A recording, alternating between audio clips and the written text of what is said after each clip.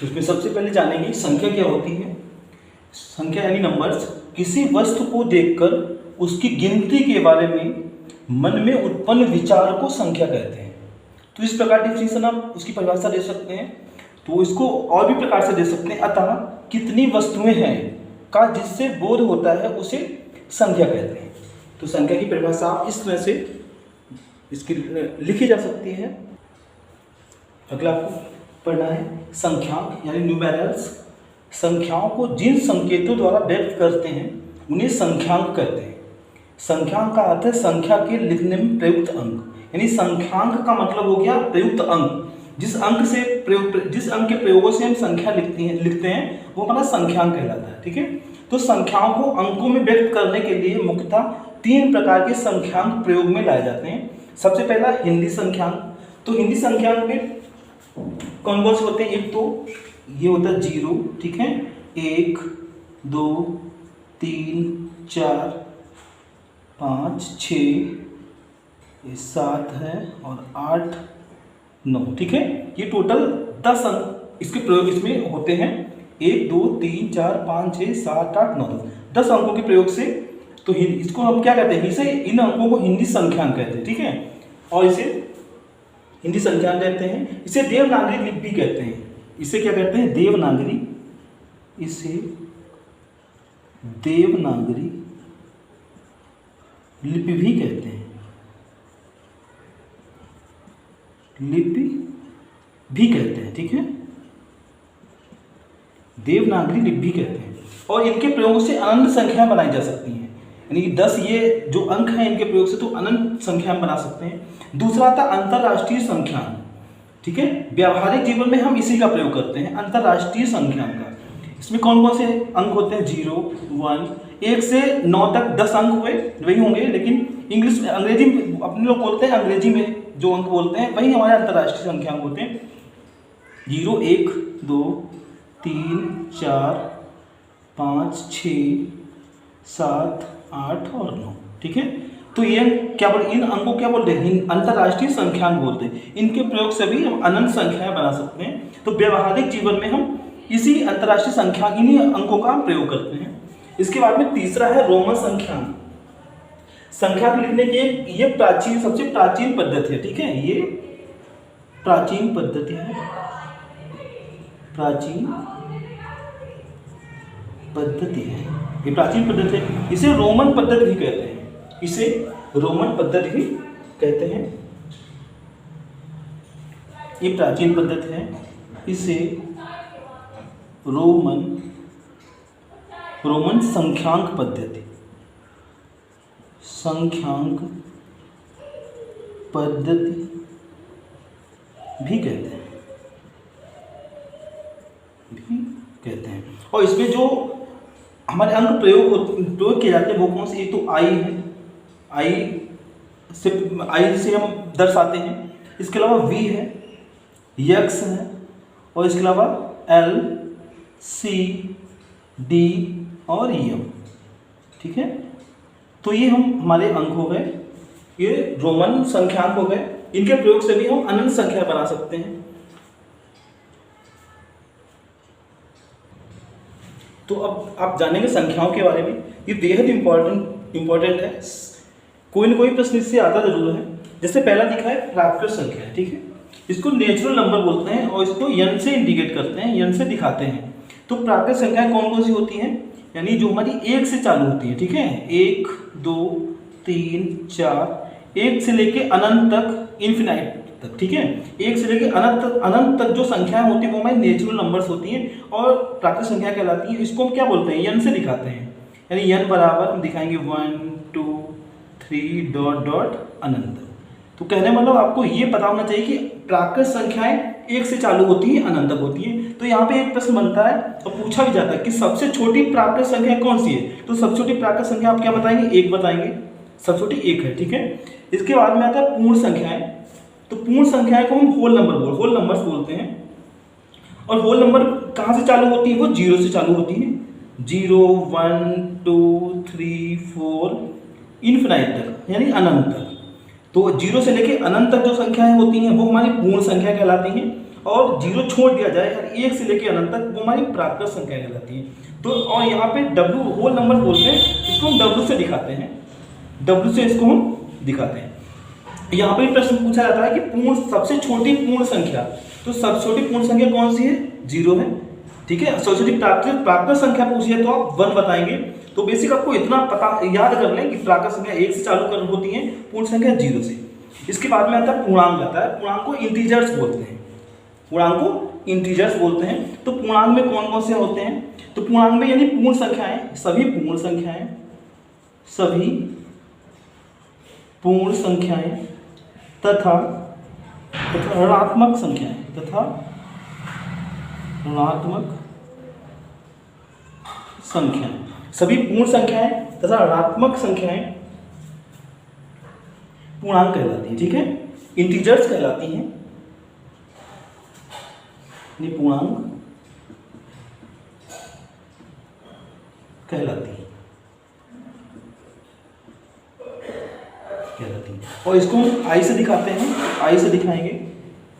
कौन कौन सी होती हैं? एक तो 0 होता है, 0 तो लेना ही है। ठीक है, पूर्ण संख्या, सभी पूर्ण संख्याएं हमारी पूर्णांक होती हैं। तो पूर्ण संख्या में 0 से इनफिनिट 0 प्लस का 1, आप ऐसे दिखाएं तो आसान रहेगा। 0, ठीक है, प्लस माइनस 1, इसका मतलब हो गया प्लस का 1 भी इसमें होता है, पूर्णांक होता है, माइनस का 1 भी होता है, कॉमा प्लस माइनस 2, प्लस का 2 भी है, माइनस का 2 भी है, प्लस माइनस 3, प्लस का 3 भी और माइनस का 3 भी है, ये भी इनफिनिट तक।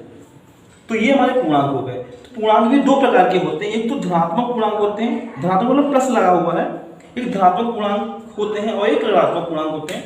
तो धनात्मक कौन कौन से होते हैं? प्लस का 1 2 3, जैसे ये 1 2 3 4, ये अनंत तक, ये हमारा धनात्मक पूर्णांक है, धनात्मक पूर्णांक।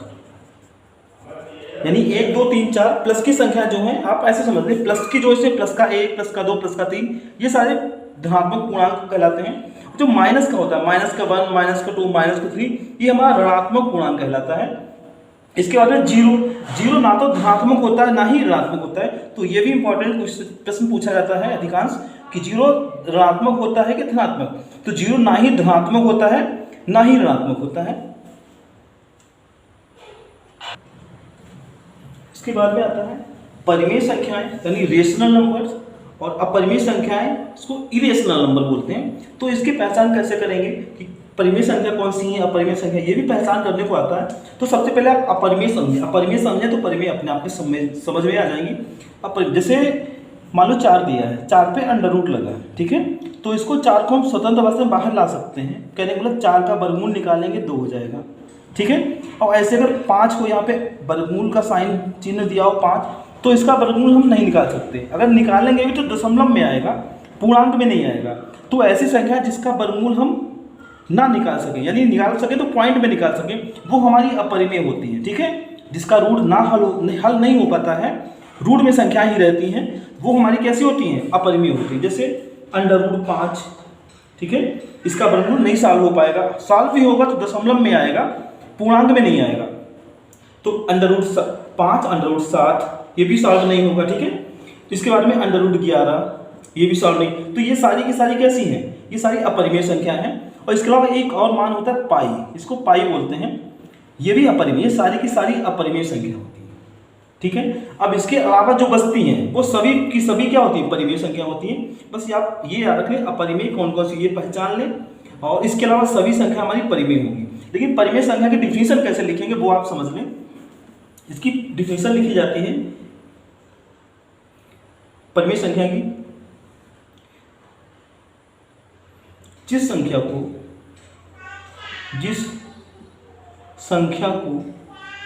P/Q यानी P/Q के रूप में लिखा जा सके, के रूप में लिखा जा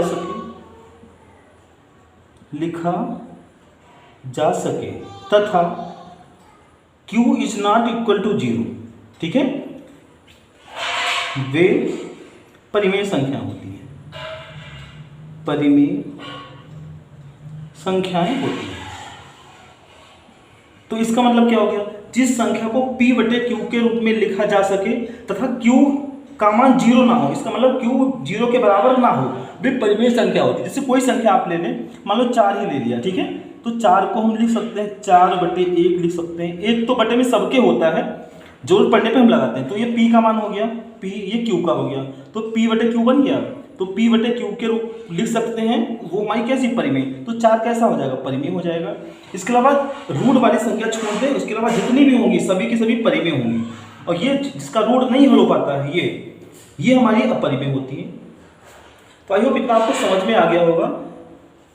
और पाई का मान, पाई जो होता है अपरिमेय होता है, लेकिन पाई का जो मान होता है, पाई की वैल्यू 22/7 होती है, ये 22/7, तो ये हमारा परिमेय माना जाता है, क्योंकि p, ये p का मान हो गया, ये q का मान हो गया, तो ये परिमेय संख्या मानी जाती है। लेकिन पाई जो है वो अपरिमेय संख्या मानी जाती है।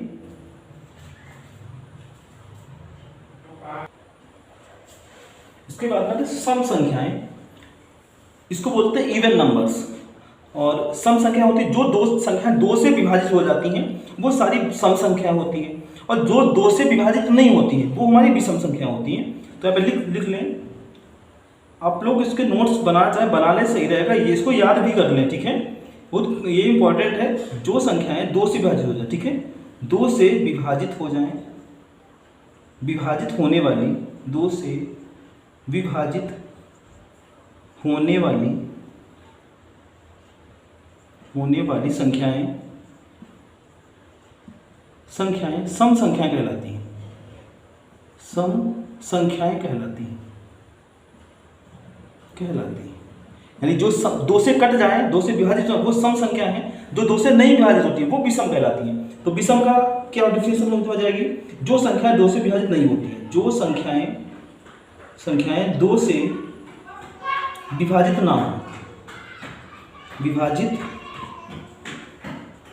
ना हो, उन्हें विषम संख्या कहते हैं। विषम संख्याएं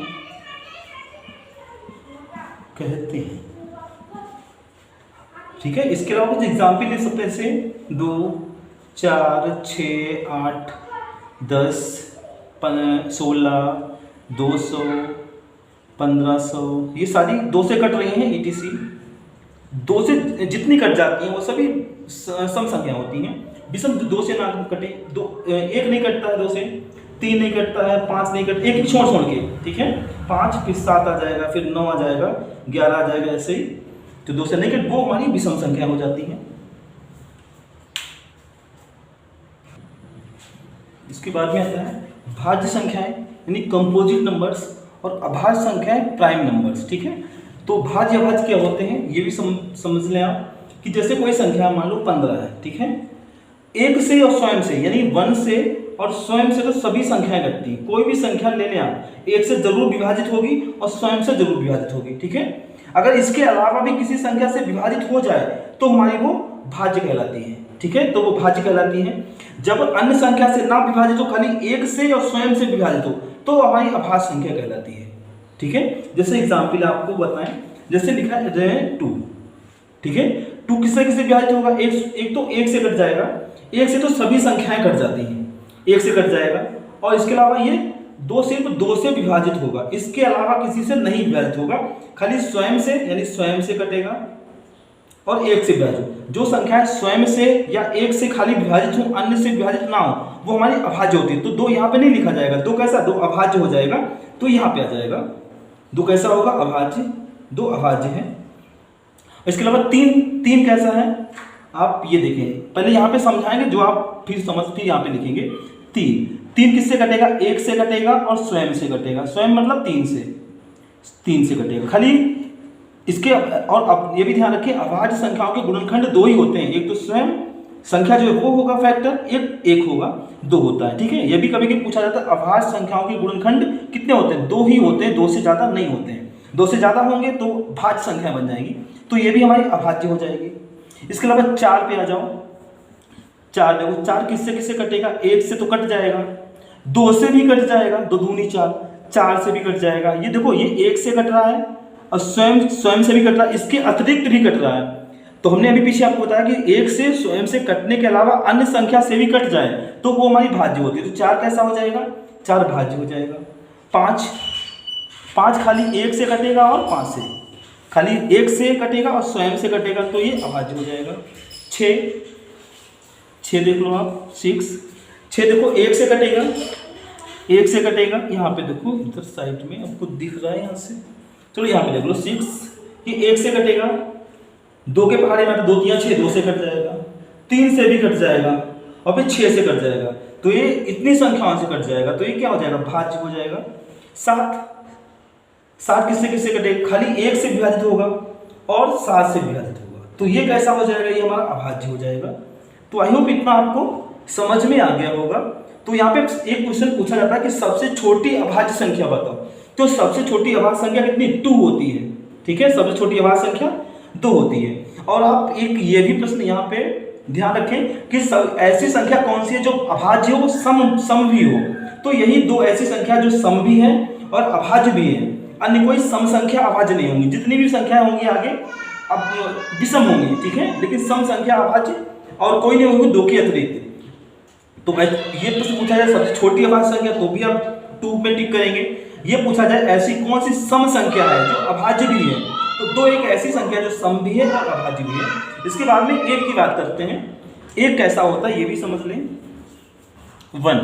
1 को याद कर लें, 1 ना तो भाज्य है ना भाज्य ही माना जाता है और ना अभाज्य।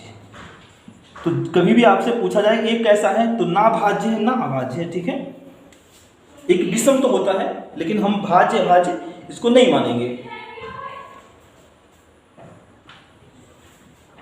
इसके अलावा आपको ये याद करना है भाज्यता के नियम, ये मोस्ट इंपॉर्टेंट है, क्योंकि अगर ये नियम नहीं आते हैं तो आप आगे मैथ में थोड़ा दिक्कत होगी, डिवाइड करने में थोड़ा समझ नहीं पाएंगे किससे विभाजित होगी।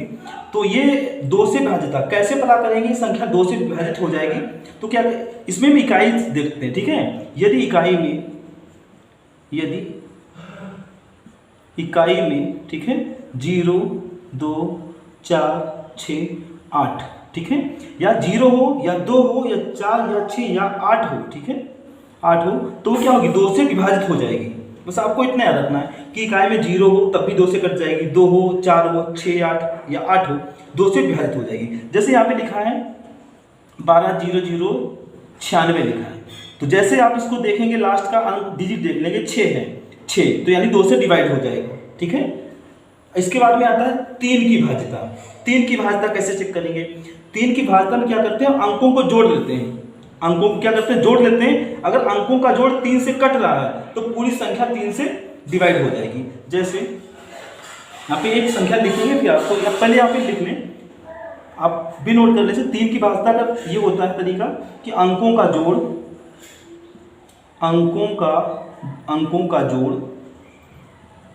यदि 3 से कटे तो संख्या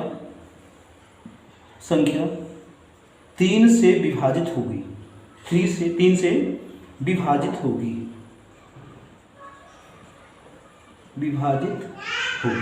अंकों को जोड़ के आप चेक करेंगे, अंकों का जोड़ लिखा है, ठीक है। जैसे संख्या लिखी है यहाँ पे 9261, ये चेक करना है आपको कि 9261 ये 3 से कटेगी कि नहीं कटेगी। तो क्या करेंगे, आप इसको जोड़ के देखेंगे, 6 1 7 7 2 9 9 9 18, इसका जोड़ 18 हुआ है। 18 3 से कट जाता है, 3 6 18, जब 3 से 18 कट जाता है तो समझो 3 से पूरी ये डिवाइड हो जाएगी। ये तरीका है 3 के चेक करने का। इसके बाद में 4 का, 4 में क्या करते हैं, अंतिम 2 अंक देखते हैं, ठीक है। यदि अंतिम 2 अंक यदि अंतिम 2 अंक 4 से, यदि अंतिम 2 अंक 4 से कटे तो संख्या 4 से कट जाती है। ये जो संख्या कोई लिखी है 4008 और 4 लिखा है और यहाँ पे 2 मान लो, ये इतनी बड़ी संख्या लिखी है, ये चेक करना है कि 4 से ये कटेगी नहीं कटेगी। तो क्या करना, अंतिम 2 अंकों से बनी संख्या, ये 84 है, खाली इतने को काट के देख लेंगे, 4 दूनी 8 4 कम, 4 से कट जाएगी तो समझो पूरी संख्या 4 से कट जाएगी। तो 4 के लिए अंतिम 2 अंक देखे जाते हैं और 8 के लिए बता दें, 8 के लिए 3 अंक देखे जाते हैं। आगे आप आएगा बताएंगे 8 का। 4 के लिए 2 अंक देखे जाएंगे, 2 अंक अगर कट रहे हैं तो पूरी संख्या 4 से यानी डिवाइड हो जाएगी। 5 है, 5 की भाज्यता यदि इकाई में 0 या 5 हो, 5 की भाज्यता अगर इकाई में 0 है तो 5 से वो डिवाइड हो जाएगी, अगर 5 है तब भी 5 से डिवाइड हो जाएगी। तो 2 से 5 तक ये हुए, इसके बारे में आपको और भी समझ। अगला है 6 की भाज्यता। 6 को कैसे चेक करेंगे? संख्या 6 से डिवाइड हो जाएगी। 6 के फैक्टर होते हैं 2 गुणे 3, 2 तिया 6, 2 गुणे 3 होता है। अगर संख्या 2 से और 3 से दोनों कट से कट रही है तो 6 से भी डिवाइड हो जाएगी। जैसे एक संख्या ले लें 216, ये चेक करना 6 से डिवाइड होगी कि नहीं। ये तो छोटी बता रहे हैं, लेकिन बड़ी से बड़ी संख्याओं को आप डायरेक्ट देख के ही बता सकते हैं, बता देंगे तुरंत, काटने की आवश्यकता नहीं पड़ेगी, तुरंत बता देंगे 6 से डिवाइड होगी नहीं होगी। 2 का रूल हमने आपको बताया लास्ट में, 0 या 2 4 6 होना चाहिए, 6 है 2 से कट जाएगी, ठीक है। अब 3 का चेक कर लो। 3 का होता है जोड़ 3 से कटना चाहिए, 6 1 7 2 9 3 से कट जाता है। तो 2 का भी रूल लग गया, 3 का भी, 2 से भी कट रही है 3 से भी। जब 2 3 दोनों से कट रही है तो मतलब 6 से भी ये डिवाइड हो जाएगी। तो इस तरह 6 का आप चेक कर लेंगे। अगला है 8 की भाज्यता। तो 8 में क्या करते हैं? अंतिम 3 अंक देखे जाते हैं। कोई संख्या दी हो तो अंतिम 3 अंक देख लेते हैं। अगर 3 अंक कट रहे हैं तो पूरी संख्या 8 से कट जाएगी। जैसे कोई बड़ी संख्या ले लो, मान लो ये लिखा है, ये लिखा है, तो आपको ये पता करना है कि 8 से ये पूरी संख्या इतनी बड़ी डिवाइड होगी कि नहीं होगी। तो खाली 3 अंक से बनी संख्या 0 2 8 यानी 28 ही तो बोलेंगे। 28 8 से नहीं कटता है, 28 8 के पहाड़े में तो आता नहीं है, तो ये नहीं कटेगी, क्योंकि 3 अंक से बनी संख्या 28 है जो 8 से नहीं डिवाइड हो। अगर 8 से ये कट जाए, 8 से यहाँ पे ऐसी संख्या कट जाए तो हमारी संख्या पूरी 8 से डिवाइड हो जाएगी। अगला 9 है। 9 का रूल ये होता है, जैसे 3 का रूल होता है वैसे ही 9 का होता है। 9 में क्या करते हैं? अंकों को जोड़ते हैं। अंकों का जोड़ अगर 9 से डिवाइड हो रहा है तो पूरी संख्या 9 से कट जाएगी। जैसे मान लो 1 2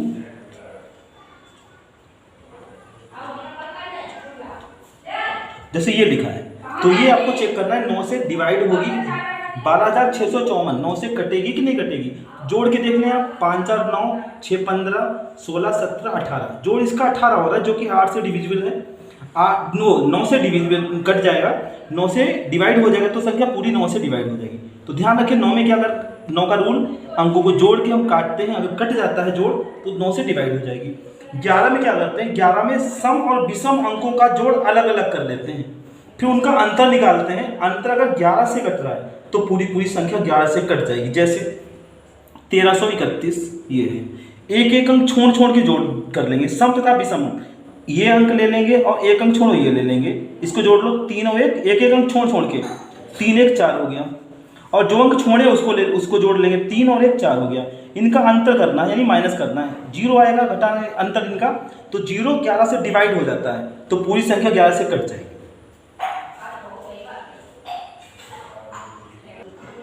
अगला सहअभाज्य संख्याएं यानी को प्राइम नंबर और ट्विन प्राइम नंबर, ठीक है, इसे को प्राइम नंबर बोलते हैं, यानी को प्राइम नंबर इसे ट्विन प्राइम नंबर बोलते हैं।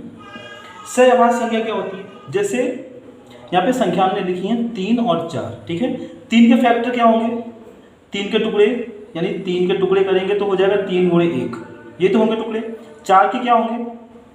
4 के 2 × 2 × 1 होगा। 4 के फैक्टर यही होंगे, 4 के गुणनखंड यही होंगे।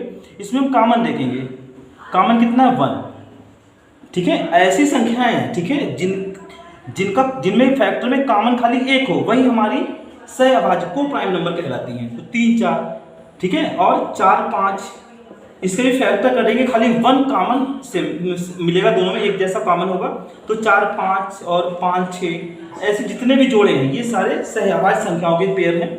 इसके अलावा आता है दो अभाज्य संख्याएं, ठीक है, दो अभाज्य संख्याएं।